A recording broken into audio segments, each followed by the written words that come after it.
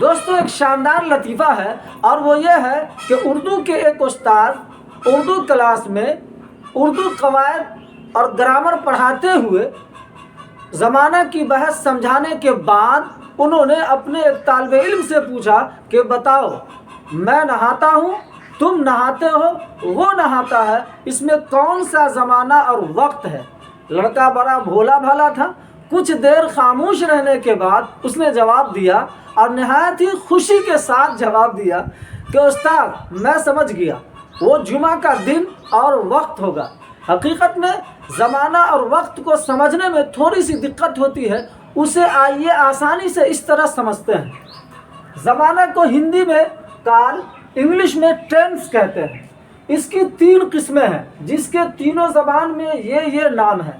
گزرے ہوئے زمانے کو اردو میں ماضی، ہندی میں بھوتکال اور انگلش میں پاسٹ ٹینس کہتے ہیں، جبکہ موجودہ زمانے کو اردو میں حال، ہندی میں ورتمان کال اور انگلش میں پرزینٹ ٹینس کہتے ہیں۔ جبکہ آئندہ زمانے کو اردو میں مستقبل یا استقبال کہتے ہیں، جبکہ ہندی میں بھوشیہ کال کہتے ہیں اور انگلش میں اسی کو فیوچر ٹینس کہتے ہیں۔